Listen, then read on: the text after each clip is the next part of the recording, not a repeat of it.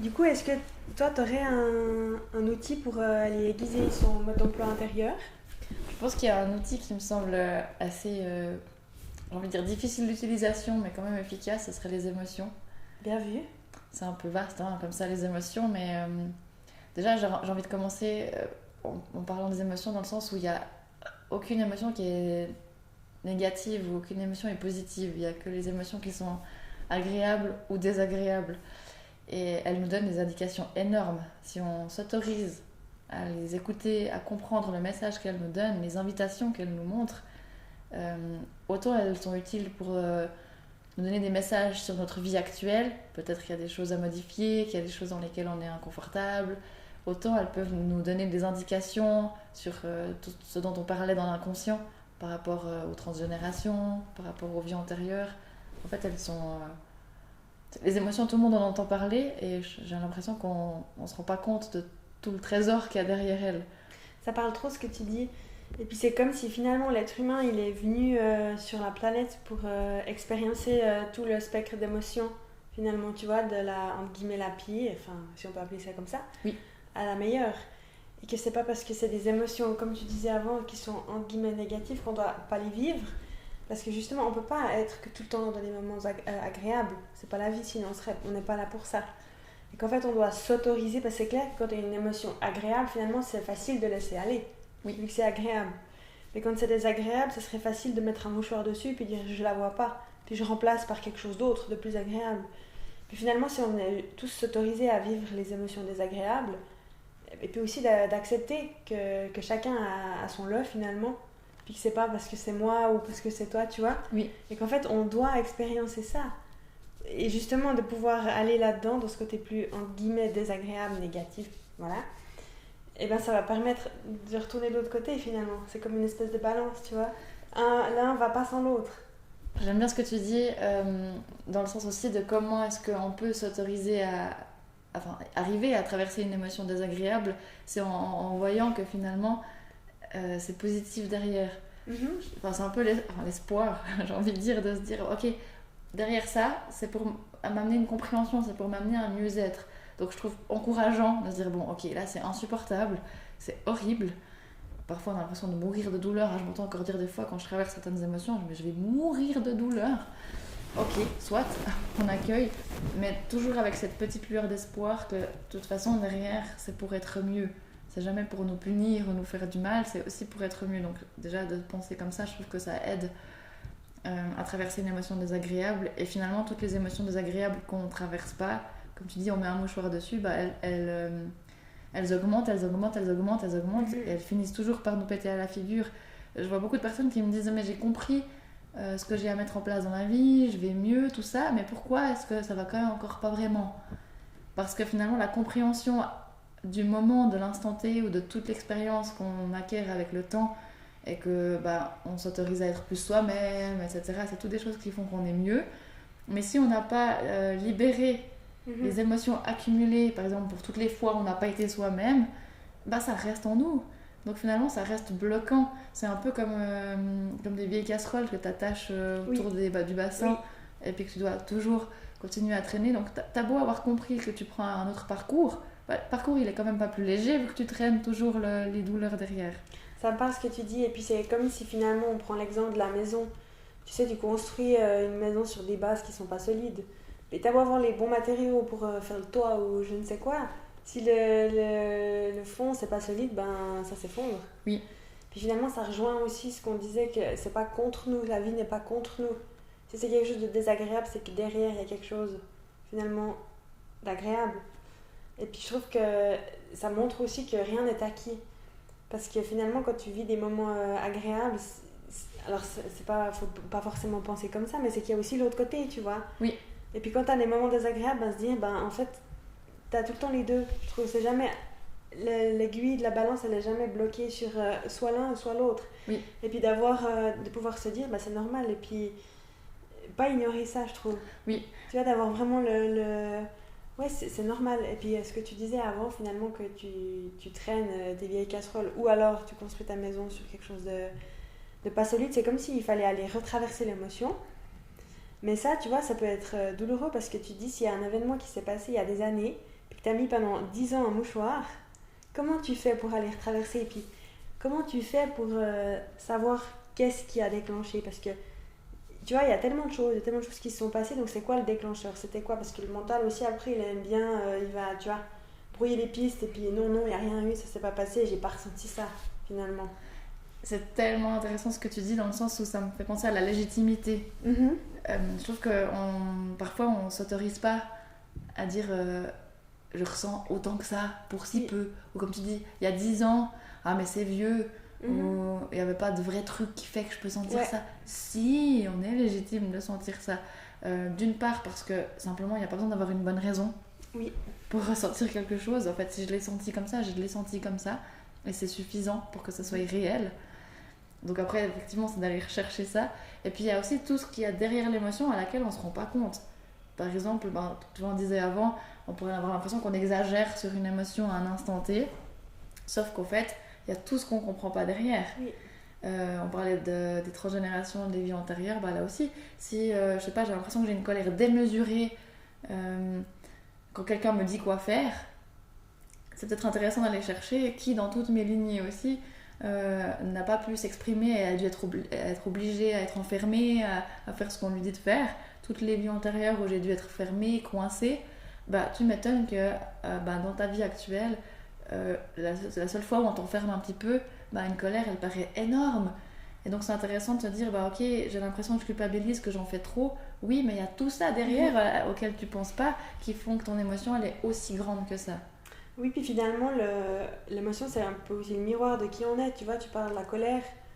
Oui, ça vient chercher justement ça ou ça chez toi, mais ça fait un élément extérieur. Tu te fâches pour un élément extérieur qui finalement vient chercher quelque chose à l'intérieur. L'intérieur, l'extérieur, ça fait de nouveau miroir. Oui. Donc en fait, c'est de nouveau une invitation à aller se dire qu'est-ce qui se passe à l'intérieur.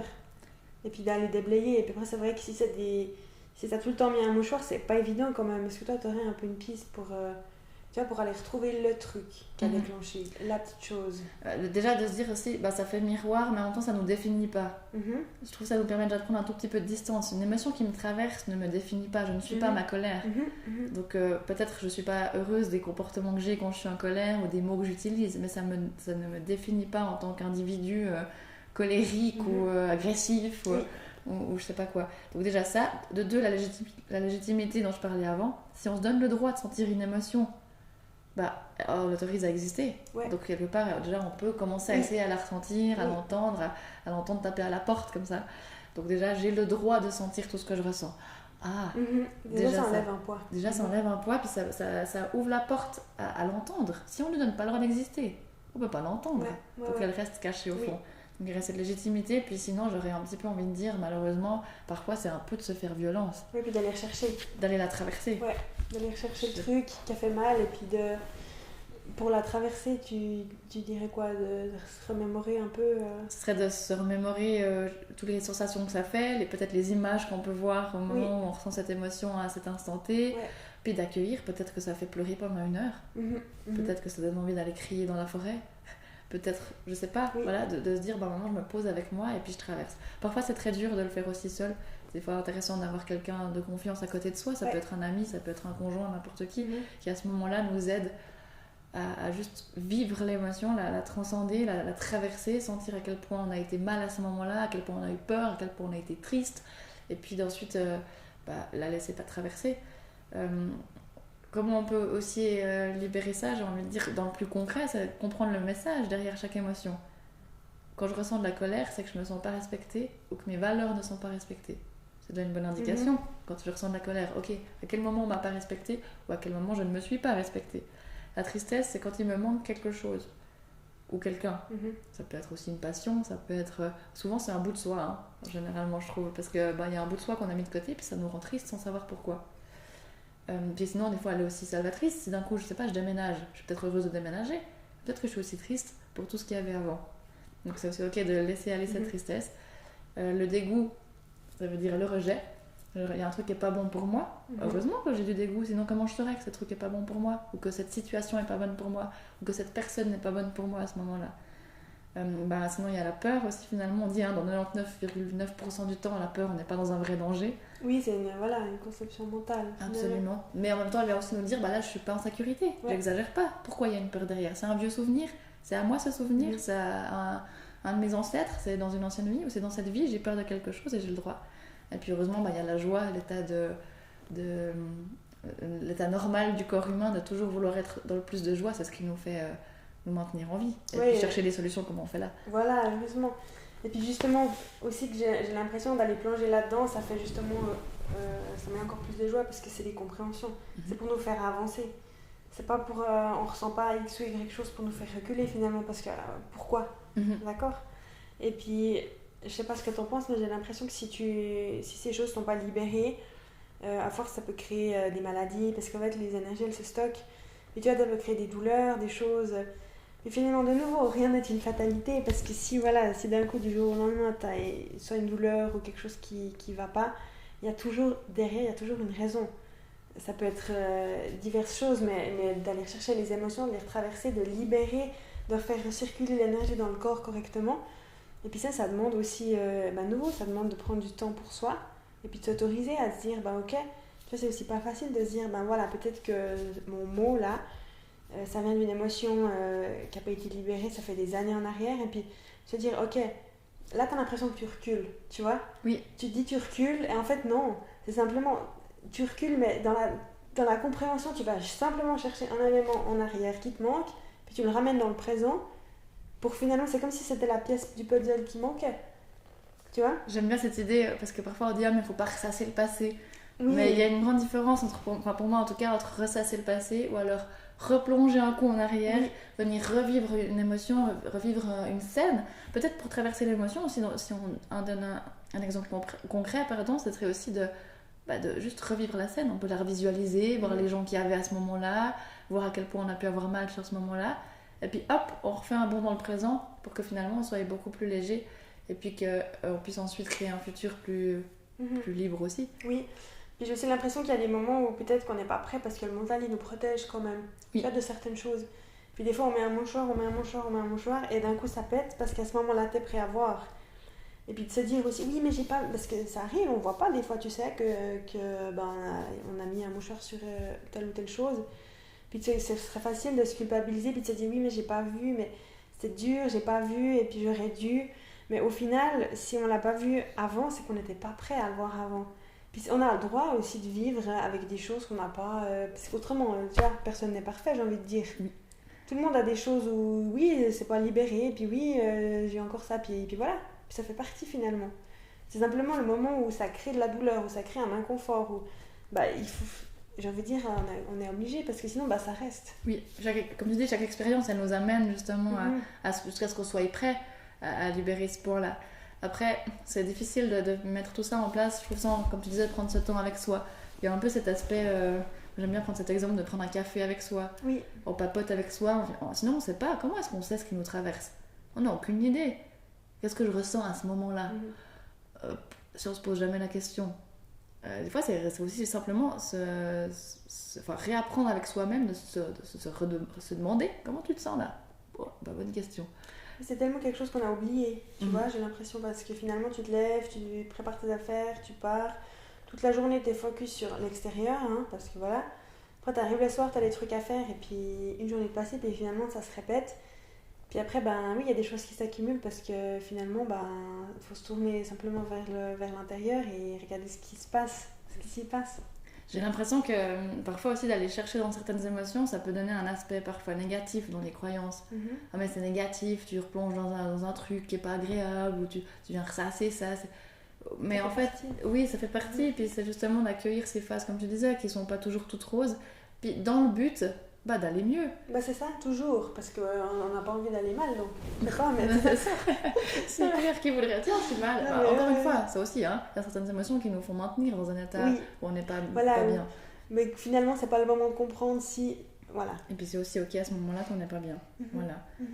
Donc c'est aussi de se dire, c'est pas de la négativité, c'est pour créer quelque chose de mieux. Oui. Donc encore une fois, c'est un outil... Moi j'aime bien dire les émotions c'est un outil de bénédiction, alors ça paraît des grands mots, mais Mais utilisons-les parce que tout le monde en a, tout le monde les ressent. Elles sont puissantes et elles ont quelque chose d'intéressant à nous dire. Oui, ça peut être tellement propre à chacun, finalement. C'est tellement quelque chose qu'il faut... on peut jamais ressentir comme l'autre, tu vois. Exactement. C'est ça, de nouveau, qui est bien pour... Enfin, qui est utile pour créer son mode d'emploi, c'est que une émotion ne sera pas ressentie, si tu prends la même émotion, elle ne sera pas ressentie la même chose par deux personnes différentes. Oui. C'est ça aussi de comprendre, de dire ok, mais c'est pas parce que moi je ressens comme ça que c'est faux. C'est justement, je ressens comme ça, donc j'écris dans mon petit mode d'emploi là, tac tac tac. Puis pour moi, ça c'est ça, pour toi ça sera autre chose, puis ça joue finalement. On est tous différents, c'est ça aussi on est tous différents physiquement, d'un point de vue extérieur, mais à l'intérieur c'est la même chose. Et on pourra jamais se comparer, jamais comparer nos émotions, nos ressentis, tu vois. C'est tellement ça aussi, justement ce que je disais avec la légitimité, c'est ce que toi tu ressens c'est juste, ce que moi je ressens c'est juste, puis peut-être qu'on peut vivre le même événement, au même moment, mais toi tu vas sentir une émotion et moi ça sera une autre, qui a raison, qui a tort.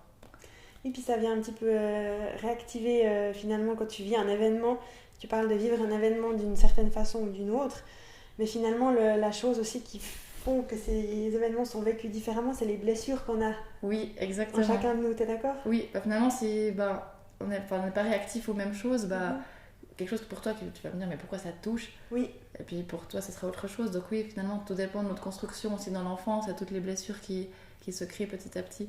Des blessures d'âme, j'ai envie de dire. Oui, c'est un peu ça. Et puis ça pourrait être le sujet pour un prochain épisode. Ça peut être pas mal, on va aller plonger un peu dans les blessures. Parfait.